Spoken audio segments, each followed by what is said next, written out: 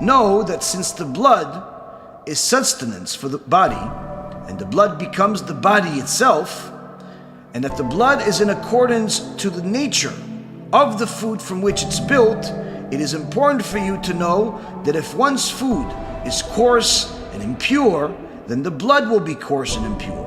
And if the food is clean and pure, then the blood will be clean and pure like it. And therefore the Holy One, blessed be He, separated us by way of His holy Torah from several forbidden foods. There are some which close the doors of intelligence and understanding, such as the hare, the rabbit, and the pig, the reptiles, the snake, and the insects. These types of animals typically are consumed by people that are not Jewish, but needless to say, Jews that don't observe Torah and mitzvot and travel to different foreign lands, to Thailand, to different parts of Asia, they try all types of things, and in fact, many times their evil inclination entices them to the things that are the most forbidden. And these types of things, like the rabbit, the hare, the pig, the reptiles, the snakes, and the insects, while a religious Jew immediately cringes when he hears these things, the average non-religious Jew doesn't see a problem.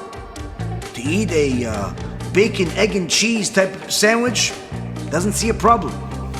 Sometimes they eat it for breakfast, lunch, and dinner. If they travel to a land that offers these types of reptiles, or they go to different parts of the United States where it's the custom over there to eat these types of things, in the South and different parts of Florida and Texas and other parts of the country, they have no problem eating an iguana, no problem eating a snake. These types of foods not only affect the body itself physically, but the Ramban is telling you is also affecting their spiritual self. And they actually stupefy the person. They stupefy the person. But here he's not talking about stupefy them in the same way that we talked about before, where they're close-minded to Torah. That's already a given. Here he's saying these foods actually make the person less competent. Their IQ drops.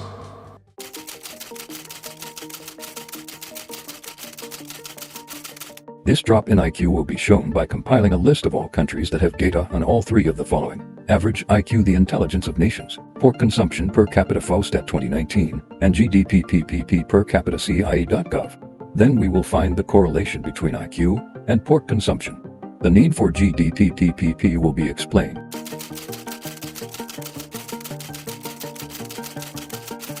Filtering out countries with less than 5 kilograms pork consumption per year removed the countries that have both lower pork consumption and lower average IQs due to economic, cultural, or other factors that were skewing the data.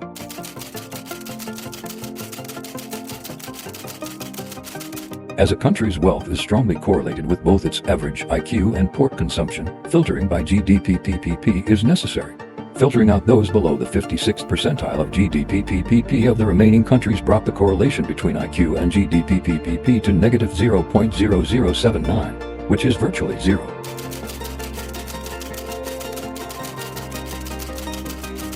Of the remaining countries, the correlation between IQ and pork consumption is minus 0.31, indicating that as pork consumption goes up, IQ goes down. The confidence level is 90.73%.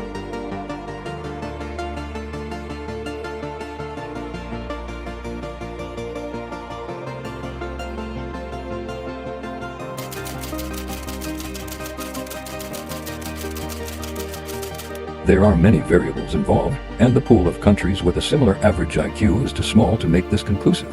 But it does suggest that this link could be proven scientifically with further research.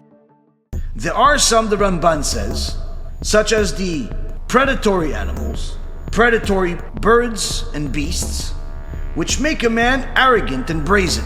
You can test this yourself. Surely you know some people in your life that are eating non-kosher food, but not just the typical non-kosher food where they're just buying themselves a non-kosher cow or non-kosher fish. But typically you'll see that the more arrogant the person is, the more they're into animals that are actually aggressive themselves.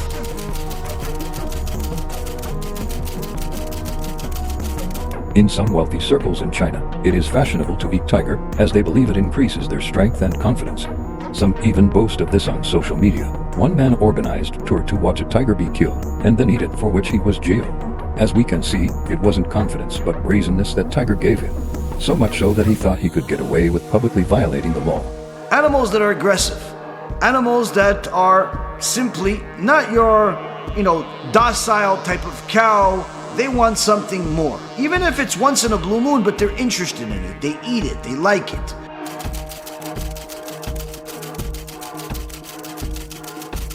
In some areas of Asia, it is known that eating animals, such as dogs and cats, heats up the body. Some therefore eat these in the winter to warm them up. Scientific studies have shown that elevated temperatures can increase anger and aggression. The Jewish sages say that the root of anger is arrogance. A person gets angry because the world isn't operating as they see fit. Aggressive fish, aggressive birds, aggressive beasts. These types of creations make a person arrogant and brazen.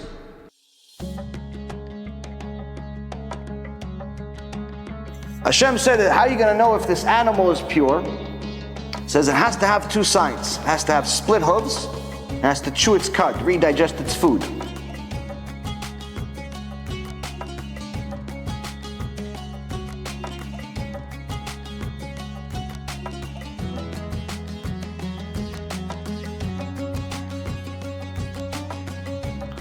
You can have approximately 10 different animals that he lists, a little bit more than 10 animals that actually have 10 species that have these two signs. The rest of the animals in the world will not have any sign. It's either two or nothing, except four. There are 4 animals that have one sign. The pig, the herynx, the rabbit, and the camel. 4 animals. 4 animals only have one of the two signs. Every other animal either has 2 signs, which means it's kosher, and the rest of the animals in the world have nothing.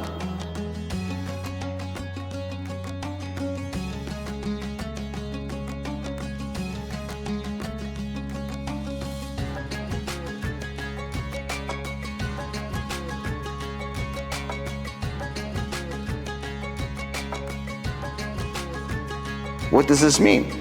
This means that if we find animal number 5, there's a mistake in the Torah. If we find another animal with one sign, there's a mistake in the Torah.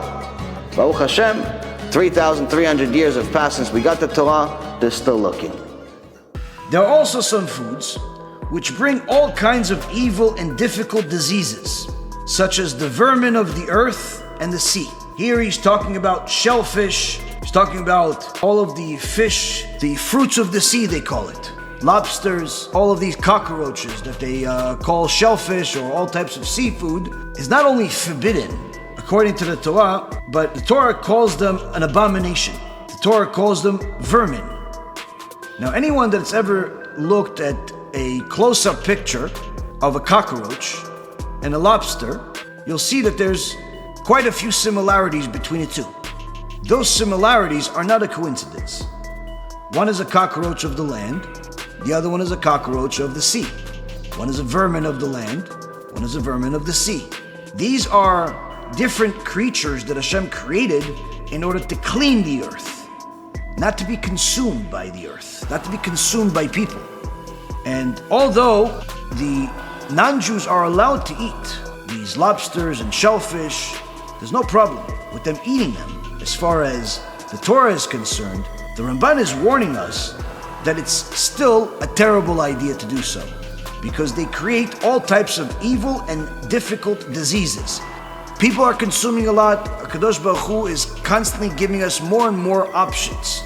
But yet people are choosing to consume the things that are terrible for them because they don't put that much thought behind what they're eating and why they're eating it. They're living to eat instead of eating to live.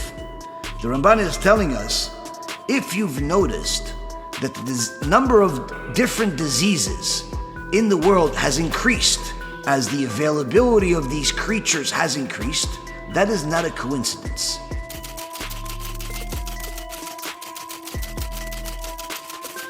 DSP toxins in shellfish increase the risk of colorectal cancer. Minerio et al., 2008. Colorectal cancer increased by 69.7% from 1975 to 2010 in patients ages 20 to 49 years old. Bailey et al. 2015. Shiga toxin-producing E. coli is commonly found in shrimp and crab and is often antibiotic-resistant. Kabali et al. 2022. Seafood allergies are often seafood poisoning in disguise. Shajini and Metkov 2005.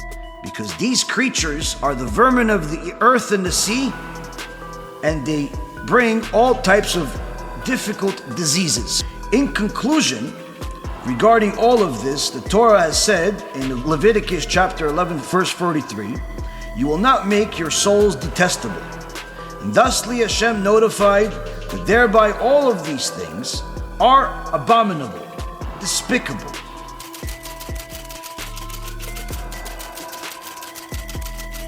In early America, lobsters were the food of the poor and the prisoners. They were not eaten by choice.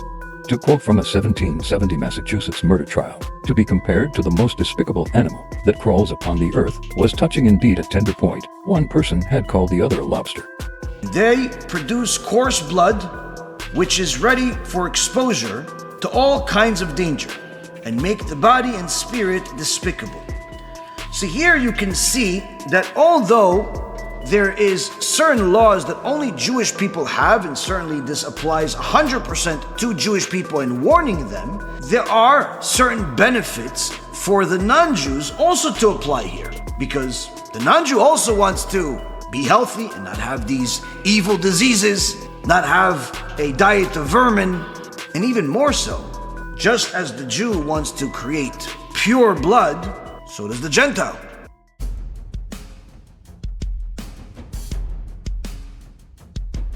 What proof is there that the Torah is really from God? What proof is there? So now Hashem tells us in the Torah, there's certain types of food that you are not allowed to eat.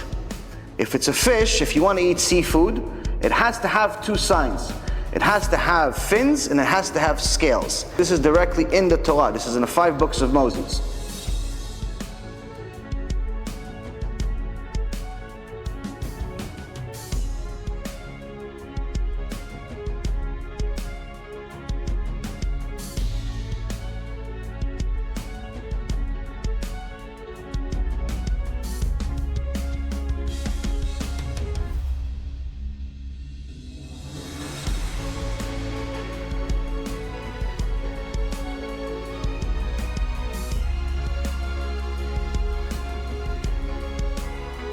Hashem says, if a fish has fins and scales, it's kosher. If it doesn't have scales, then it's not kosher. So Chazal says, what do you mean it doesn't have scales? It says, because you'll find fish that just has fins with no scales, but you will never find a fish that just has scales but no fins. Which means that this information cannot come from mankind. Why? Because in order to, if you're going to write this in a book, and you want everyone to follow this book, then that means that you're not going to put something that could easily be proven wrong. If somebody goes to the beach and fishes a fish and they find a fish with just scales, you have yourself a mistake in the Torah, chas v'shalom. If there's one mistake in the Torah, the entire book is canceled. There's no more Judaism. You no longer have to fast on Yom Kippur. You no longer have to keep Shabbat. There cannot be a mistake in the Torah. Why? Because it's divine. Divine means it's from God. God does not make mistakes.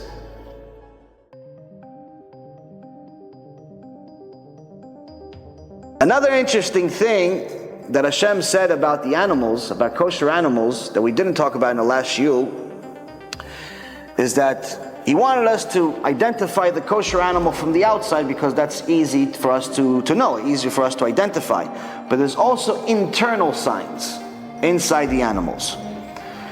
Now, according to Judaism, in order for an animal to be allowed for us, to be permitted for us to eat them, they have to be slaughtered in a kosher way.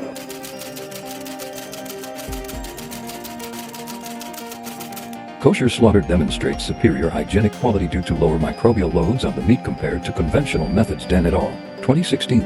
The koshering process had a positive effect on tenderness, juiciness, and palatability. Urek et al. 2023. Kosher methods can result in better meat tenderness with lower cooking losses. Agbaniga et al. 2014. Slaughtered in a kosher way means that the animal cannot suffer, even for 1 second. Now, if you look at a slaughter from the outside and you're not familiar with slaughtering, slaughtering looks really horrendous.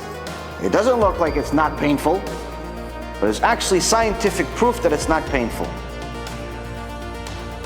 All of the non-kosher animals, including mankind, have all of the blood at some point travels from the heart to the brain. Now, someone is considered alive as long as there's blood going to the brain. As soon as the blood stops going to the brain, you're considered dead.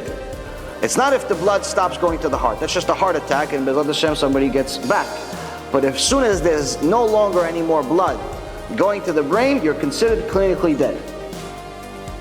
So now, as soon as we disconnect the blood from the brain of the animal's officially dead.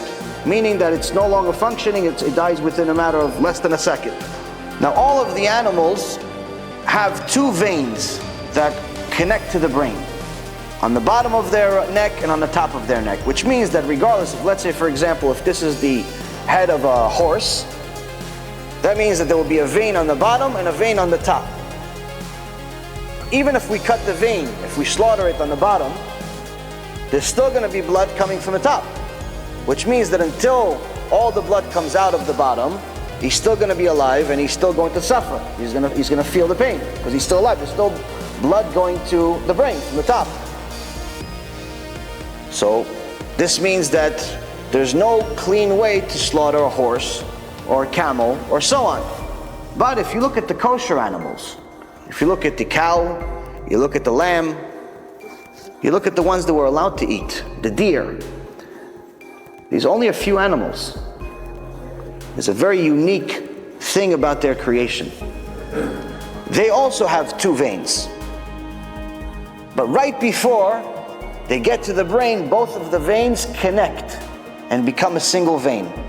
Which means that when the rabbi slaughters the animal, he's only cutting one vein, and by the time the remaining blood goes from the end of the vein, from where you cut, to the brain, the animal is already dead. Which means that scientifically, it has never felt pain. If the animal feels pain, it's no longer kosher. So again, this is something that we wouldn't have known 3,300 years ago unless God told us.